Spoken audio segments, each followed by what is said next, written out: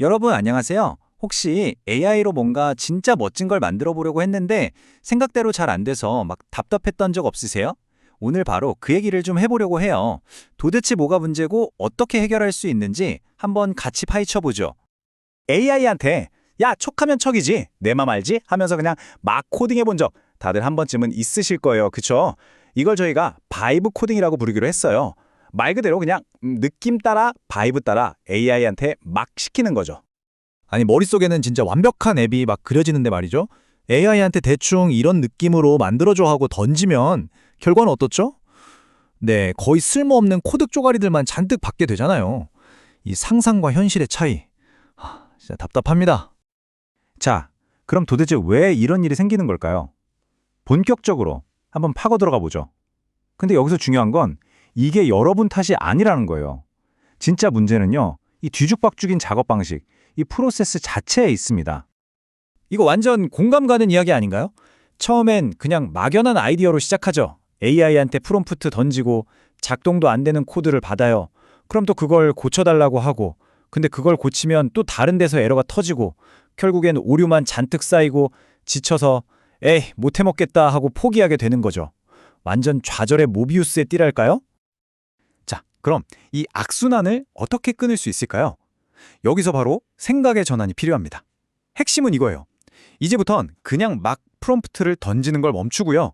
진짜 전문 개발자들처럼 계획부터 세우는 겁니다. 네, 바로 그거예요. 생각해보세요. 제대로 된 소프트웨어가 그냥 즉흥적으로 뚝딱 만들어질까요? 절대 아니죠. 마치 멋진 건물을 지을 때 설계도, 즉 청사진이 꼭 필요한 것처럼 말이에요. 탄탄한 계획 위에서만 제대로 된 결과물이 나올 수 있는 거죠.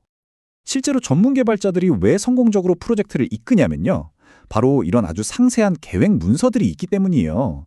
데이터베이스는 어떻게 설계해야 할지, 사용자는 어떻게 움직일지, 기술적으로 뭐가 필요한지 다 정해놓는 거죠. 그리고 놀랍게도 AI도 똑같습니다. AI도 그냥 척 알아듣는 게 아니라 제대로 된 결과물을 만들려면 이런 수준의 구체적인 가이드가 필요한 거예요.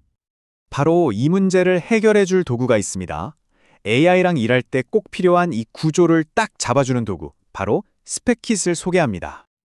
스펙킷이 사용하는 방식이 바로 명세 기반 개발이라는 건데요. 이게 뭐냐면요. 말 그대로 코딩 딱 한 줄이라도 치기 전에 우리가 뭘 만들 건지 아주 상세하게 문서로 정리하는 거예요. 이 문서를 명세라고 부르는 거고요. 그러니까 일단 코딩은 멈추고 생각과 계획부터 완벽하게 끝낸다. 이게 바로 혼돈을 질서로 바꾸는 핵심인 거죠. 스펙킷은 그러니까 여러분의 그 멋진 아이디어와 AI의 엄청난 실행 능력, 이 둘 사이를 단단하게 이어주는 다리 같은 역할을 하는 거예요. 덕분에 훨씬 더 체계적이고 효과적으로 일할 수 있게 되는 거죠. 자, 그럼 스펙킷을 이용하면 구체적으로 어떻게 일이 진행될까요? 아이디어를 진짜 현실로 만들어주는 그 명확한 길, 7단계 워크플로우를 지금부터 한번 살펴보겠습니다. 네, 바로 이 7단계입니다. 성공으로 가는 7개의 계단이라고 할 수 있죠. 여러분의 막연했던 아이디어를 구체적인 청사진으로 바꿔주는 핵심 프레임워크인데요. 각 단계가 어떻게 맞물려 돌아가는지 한번 자세히 들여다볼까요? 자, 보세요. 이 7단계가 진짜 성공을 위한 완벽한 레시피 같은 거예요. 첫째, 원칙 설정. 프로젝트의 큰 규칙을 정하고요. 둘째, 명세 작성. 뭘 만들지 아주 상세하게 적는 거죠. 그 다음이 진짜 중요한데, 셋째, 명확화. AI가 거꾸로 우리한테 질문을 해서 애매한 걸 없애는 단계예요. 넷째, 계획 수립. 어떤 기술을 쓸지 아키텍처를 정하고요. 다섯째, 작업 분할. 이 계획을 잘게 쪼개는 겁니다. 그리고 여섯째, 구현. 드디어 AI가 코드를 짜기 시작하죠. 마지막, 일곱째, 검증. 만들어진 게 우리가 원했던 명세랑 똑같은지 확인하면 끝! 정말 체계적이죠? 이 중에서 특히 2단계, 명세 작성이 정말 중요해요. 이건 그냥 문서를 쓰는 게 아니라 AI를 위한 아주 상세한 사용 설명서를 만든다고 생각하시면 돼요. 뭘, 어떻게, 어디까지 만들어야 한다. 이걸 아주 명확하게 알려주는 거죠. 그리고 3단계, 명확화. 저는 이게 진짜 게임 체인저라고 생각해요. 왜냐면요, 이건 우리가 AI한테 일방적으로 명령만 하는 게 아니거든요. 오히려 AI가 우리한테 질문을 던지면서 이 부분은 좀 애매한데 어떻게 할까요? 하고 확인하는 과정이에요. 진짜 협업이 시작되는 거죠. 코딩 시작 전에 모든 불확실성을 없애버리는 거예요. 자, 그럼 이론은 이쯤 하고 실제 예시를 한번 볼까요?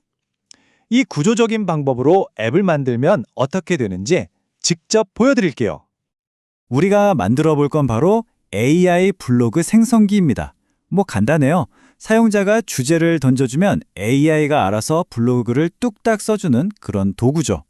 자, 여기서 바로 그 명확화 단계의 힘이 드러납니다. AI가 그냥 네, 알겠습니다 하고 넘어가는 게 아니라요. 갑자기 똑똑한 동료처럼 핵심적인 질문을 막 던지기 시작해요. 예를 들면 이런 것들이죠. 악의적인 사용자가 이상한 값을 입력하면 어떻게 처리할까요? 라든지 AI 서비스에 문제가 생기면 제시도는 어떻게 하죠? 사용자별 생성 횟수에 제한을 둬야 하나요? 파일 다운로드 기능도 필요할까요? 와, 보세요. 보통 개발자가 아니면 놓치기 쉬운 하지만 정말 중요한 문제들을 AI가 먼저 짚어주는 겁니다. 진짜 놀랍죠? 이렇게 AI랑 대화를 주고받고 나면 코딩을 시작하기도 전에 이렇게 구체적인 결과물들이 딱 나옵니다. 아주 상세한 명세 문서, 완벽한 기술 계획서, 그리고 이걸 바탕으로 쪼갠 63개의 구체적인 개발 작업 목록까지요. 그냥 추상적으로 만들어줘 하는 게 아니라 정말 철저하게 준비하고 시작하는 거죠. 그리고 결과는 어땠을까요? 네, 단 한 번에 제대로 작동하는 앱이 만들어졌습니다. 우리가 맨 처음에 봤던 그 끝없는 디버깅의 악순환, 바이브 코딩의 결과와는 정말 완전히 다르죠. 자, 이제 슬슬 마무리 해볼까요? 오늘 이야기의 핵심, 가장 중요한 메시지가 뭔지 딱 정리해드리겠습니다. 바이브 코딩과 명세 기반 개발, 이 둘의 차이가 정말 극명하게 보이죠? 왼쪽은 예측도 안 되고 답답하고 끝없이 고쳐야 하는 길입니다. 그냥 간단한 장난감 정도 만들 수 있겠죠. 하지만 오른쪽은요, 성공을 반복할 수 있고 과정이 명확하고 퀄리티 높은 코드가 나옵니다. 우리가 진짜 제대로 된 애플리케이션을 만들고 싶다면 어느 길로 가야 할지는 뭐 너무나 명확하죠? 결국 이겁니다. 이렇게 구조화된 대화를 통해서 우리는 그냥 프롬프트 몇 줄 던져서는 절대 만들 수 없었던 훨씬 더 복잡하고 훨씬 더 튼튼한 결과물을 만들어낼 수 있다는 것.